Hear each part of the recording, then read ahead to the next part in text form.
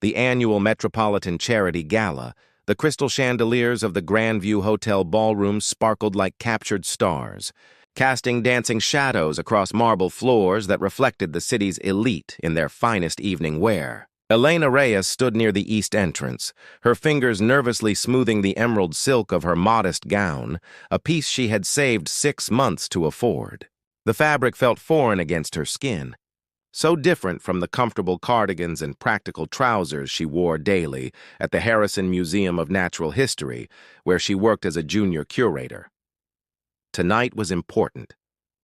Her supervisor had insisted she attend, that networking with potential donors could secure funding for the museum's new exhibition on ancient civilizations. Elena had rehearsed her pitch dozens of times in her tiny apartment, speaking to her reflection until the words felt almost natural. Almost. But here, surrounded by people who moved through wealth and influence like breathing, her carefully prepared confidence evaporated like morning mist. She clutched her small clutch purse, feeling the index cards inside where she had written key talking points in her neat, careful handwriting. Around her, conversations flowed effortlessly. Women in gowns worth more than Elena's yearly salary laughed with practiced ease, while men in custom-tailored tuxedos discussed stock portfolios and vacation homes with casual indifference. Elena felt like an imposter at a masquerade where everyone else knew the dance steps but her. Marcus Thornwell entered the ballroom with the kind of presence that made conversations pause mid-sentence. At 32, he had built Thornwell Technologies from a college dorm room idea into a multi-billion-dollar empire that revolutionized data security. His dark hair was perfectly styled, his jawline sharp enough to cut glass, and his gray eyes held the cold calculation of someone who had never heard the word no and meant it. He wore his tuxedo like armor, and his reputation preceded him like a shadow. Brilliant, ruthless, unforgiving of weakness or inefficiency. He moved through the crowd with his usual entourage of vice presidents and advisors, accepting greetings with minimal acknowledgement. Marcus had attended 100 events like this, writing checks that meant nothing to his bottom line while maintaining the public image his board of directors insisted was necessary. He found these gatherings tedious, filled with people either wanting his money or his attention, neither of which he gave freely. Elena watched him from across the room, recognizing him from magazine covers and business news segments. When the gala organizer, Patricia Hensworth, appeared at her elbow with an encouraging smile, Elena's heart began racing for entirely different reasons. "Elena, dear, this is perfect timing," Patricia said, her voice warm but insistent. "I was just telling Marcus about your museum's wonderful work. He has expressed interest in cultural preservation initiatives. Why don't you tell him about your upcoming exhibition?" Before Elena could protest or prepare herself, she was being guided across the polished floor toward where Marcus stood, champagne glass in hand, looking vaguely bored as he listened to a city councilman drone about infrastructure projects. Patricia's introduction cut through the conversation with the precision of someone accustomed to managing millionaires and their egos. "Marcus, I want you to meet Elena Reyes. She is one of the brilliant minds behind the Harrison Museum." "Elena, Marcus Thornwell." Marcus turned, his gray eyes sweeping over Elena with the quick assessment of someone cataloging worth in microseconds. Elena felt that gaze travel from her nervous face down to her affordable gown and back up again. Something flickered in his expression, not quite disdain, but certainly not interest. "Mr. Thornwell," Elena managed, extending her hand. Her voice came out softer than intended, almost swallowed by the ambient noise of the gala. "It is an honor to meet you." His handshake was brief, professional, and utterly impersonal. "Miss Reyes," Patricia, sensing the awkwardness, jumped in with enthusiastic energy. "Elena has been instrumental in developing the museum's new exhibition on Mesopotamian culture. Perhaps she could share some details. It is exactly the kind of educational initiative your foundation supports." Elena felt every eye in their small circle turn toward her. Her mouth went dry. She had prepared for this, practiced this, but standing before Marcus Thornwell with his cold, assessing stare felt like being examined under a microscope. She reached mentally for her talking points. feeling them scatter like frightened birds. "We are planning," she began, her voice barely above a whisper, "an exhibition that explores daily life in ancient Mesopotamia. Not just the kings and wars that most people know, but the ordinary people, their crafts, their beliefs, their stories." She was warming to her subject now, passion beginning to override nervousness. A small, genuine smile touched her lips as she continued. "We have acquired several artifacts on loan from international collections, including clay tablets with recipes, children's toys, and personal correspondence. It humanizes history in a way that connects modern audiences to people who lived 4,000 years ago." As she spoke, that shy smile remained, the kind of expression that came from genuine enthusiasm rather than practiced charm. It was soft, a bit uncertain, but utterly authentic. Her eyes lit up when she mentioned the children's toys, and her hands gestured slightly as she described the exhibition layout they had planned. Marcus watched this display with an expression that slowly shifted from disinterest to something harder to define. When Elena paused, taking a breath and looking at him hopefully for a response, he tilted his head slightly. Then, with a small laugh that was somehow both quiet and carrying, he spoke words that would change everything. "That smile," he said, his tone casual but cutting, "is that how you plan to convince donors?" With that shy, uncertain little expression. "Museums need advocates with confidence, Miss Reyes, not timid academics who can barely speak above a whisper." The words landed like physical blows. Elena's smile froze, then slowly disappeared as color flooded her cheeks. Around them, the other executives shifted uncomfortably. Patricia's eyes widened in shock. Marcus continued, seemingly oblivious to or unconcerned with the impact of his words. "If you want serious funding, you need serious presentation. This isn't a classroom where enthusiasm counts for points. This is business. Real money requires real conviction, not nervous smiles and hesitant pitches." He turned away before Elena could respond, already moving on to the next conversation as if she had been dismissed. Elena stood frozen, her carefully prepared confidence shattered across the marble floor like dropped crystal. The heat in her cheeks burned, and she felt the weight of pitying glances from those who had witnessed the exchange. Patricia touched her arm gently. "Elena, please do not let him upset you. Marcus can be thoughtless sometimes. Your passion is exactly what makes you effective, but the damage was done." Elena excused herself with whatever dignity she could salvage, moving through the crowd toward the ladies' room where she could hide her humiliation. Her shy smile, the genuine expression of her love for history and her work, had been mocked as weakness by a man whose opinion somehow mattered in this glittering world of wealth and influence. She did not see Marcus watching her retreat, something uncomfortable flickering across his features before his usual mask of indifference returned. She could not know that his words, so carelessly thrown, would haunt him before the evening ended. All Elena knew in that moment was the burning shame of being found wanting, of having her authenticity judged and dismissed by someone who valued confidence over genuine passion. The gala continued around her, laughter and music filling the ballroom, but for Elena, the evening had already ended in failure and embarrassment. The discovery Marcus Thornwell had forgotten the interaction within minutes, his attention already claimed by more pressing matters.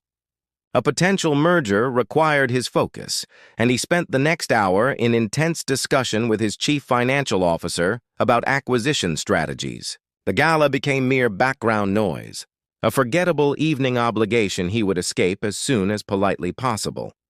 It was his vice president, Jennifer Park, who changed everything with a casual comment as they stood near the silent auction tables.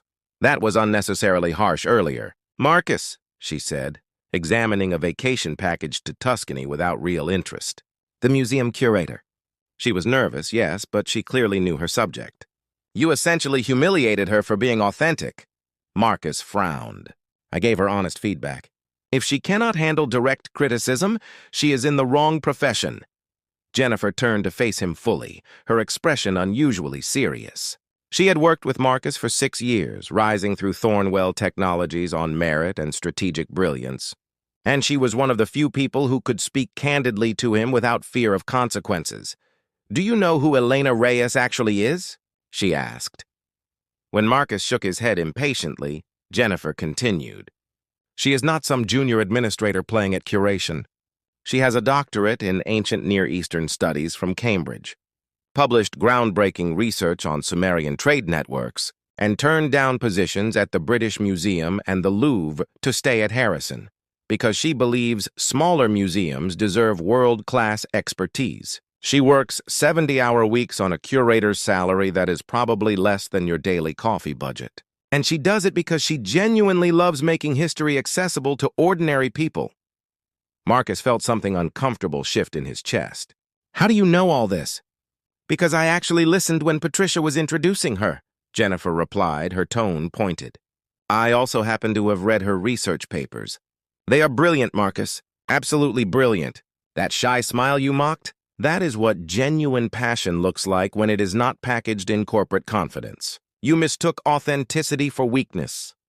She walked away to examine another auction item, leaving Marcus standing alone with thoughts he did not particularly want to examine. Around him, the gala continued, but he found himself scanning the crowd for a woman in an emerald gown with dark hair and a shy smile he had so carelessly dismissed. He found her 30 minutes later, standing alone on the hotel's terrace despite the cool evening air. The city lights spread below like fallen constellations, but Elena seemed focused on nothing, her arms wrapped around herself against the chill. Marcus approached slowly, unsure of his reception and unfamiliar with the sensation of uncertainty. "Miss Reyes," he said quietly. Elena turned, and he saw that she had been crying, though she had tried to hide it. Her eyes were red-rimmed, her carefully applied makeup slightly smudged. When she recognized him, her expression closed like a door slamming shut. She straightened her spine, lifting her chin with quiet dignity. "Mr. Thornwell," she said, her voice steadier than before but lacking any warmth, "if you have come to offer more critique, I am afraid I am not currently in the mood to be educated on my inadequacies." The words were so unlike the timid woman he had dismissed earlier that Marcus actually flinched. There was steel beneath her shyness, strength he had been too arrogant to recognize. "I came to apologize," he said, the words foreign on his tongue. Marcus Thornwell did not apologize. He corrected mistakes, adjusted strategies, but he did not admit fault. Yet here he stood forcing the words out. "What I said earlier was cruel and undeserved. Jennifer informed me of your actual credentials and accomplishments, and I realize I judged you entirely on presentation rather than substance." Elena laughed, but there was no humor in it. "So you need someone else to tell you my worth before you recognize it? How very generous of you, Mr. Thornwell. Thank you for your apology. It is noted and rejected. Now, if you will excuse me, I have an early morning tomorrow." She moved to walk past him, but Marcus stepped into her path, his usual arrogance faltering. "Please, I know I have no right to ask for your time, but I would like to hear more about your exhibition." "Truly hear it, without my previous ignorance and judgment. Why?" Elena demanded, her brown eyes flashing with anger that transformed her entire demeanor. "So you can feel better about yourself? So you can check the box of having apologized to the poor little curator you humiliated? I do not need your pity or your guilty conscience, Mr. Thornwell." "It is not pity," Marcus said, and surprised himself by meaning it. "You were right earlier. What you described, humanizing history, making ancient people real to modern audiences, that matters. I was too focused on business presentation to hear the actual value of what you were saying. I judged your delivery instead of your content. And I was wrong." Elena studied him for a long moment, searching his face for sincerity. The cool breeze moved strands of her dark hair, and in the soft light from the ballroom, Marcus saw her properly for the first time. Not as a nervous applicant to be dismissed, but as a woman of substance, intelligence, and passion who had every right to her anger. "My shy smile," she said quietly, "is not a weakness, Mr. Thornwell. It is simply who I am. I am not loud or aggressive or confident in the way your world values, but I am good at what I do. My students connect with history because I teach them to see ancient people as human, not as abstract concepts. My exhibitions succeed because I care about authenticity, not flash. And if that makes me inadequate by your standards, then your standards are what is deficient, not me." The words hit Marcus with unexpected force. He had spent his entire adult life in a world that valued aggressive confidence, strategic dominance, and the ability to command rooms and markets. Gentleness was weakness. Hesitation was failure. But standing before Elena, seeing the quiet strength in her anger, he realized how narrow his vision had become. "You are right," he said simply. "Everything you said is right. I have spent so long in boardrooms and negotiations that I forgot there are different kinds of strength. The kind that takes passion and turns it into something that touches people's lives. That is valuable in ways my world does not measure." Elena's anger wavered slightly, surprise flickering across her features. "Are you actually admitting you were wrong, Mr. Thornwell?" "Marcus," he said. "And yes, completely and thoroughly wrong. About you, about what matters, about what genuine passion looks like when it is not performative." They stood in silence for a moment, the city humming below them, the gala continuing inside. Marcus found himself noticing details he had missed before, the intelligence in Elena's eyes, the graceful way she held herself despite her earlier tears, the authenticity that radiated from her in waves. "Your exhibition," he said carefully. "Tell me about it again. Not as a pitch, just as someone sharing something they love. I promise to actually listen this time." Elena hesitated, distrust and hope warring in her expression. Then, slowly, she began to speak. Her voice was soft, but growing stronger as she described clay tablets inscribed with recipes for beer and bread, children's toys carved from stone that ancient parents had cherished, love letters written in cuneiform that expressed emotions unchanged across 4 millennia. She spoke about making history feel close and human, about helping modern audiences see themselves in ancient eyes. Marcus listened, truly listened, and felt something shift fundamentally inside him. This woman, whom he had dismissed so carelessly, understood connection in ways his data-driven world never touched. She created meaning, built bridges across time, and did it with a passion that was utterly compelling precisely because it was genuine. When she finished, her shy smile had returned. Smaller and more guarded than before, but there. Marcus felt something unfamiliar twist in his chest, a yearning he could not quite name. "That is extraordinary," he said quietly. "You make ancient civilizations feel immediate and relevant. That takes real gift." Elena studied him, trying to determine if he was being sincere or simply trying to assuage his guilt. What she saw in his eyes made her catch her breath. There was wonder there, and something deeper, a vulnerability that seemed entirely at odds with the arrogant billionaire who had mocked her hours before. "Thank you," she said softly. Marcus took a careful step closer. "I know I have no right to ask this, but would you allow me to visit your museum? To see your work properly? And perhaps to take you to dinner afterward, not as a donor to a curator, but as someone who wants to know you better?" Elena's eyes widened. "Are you asking me on a date, Mr. Thornwell?"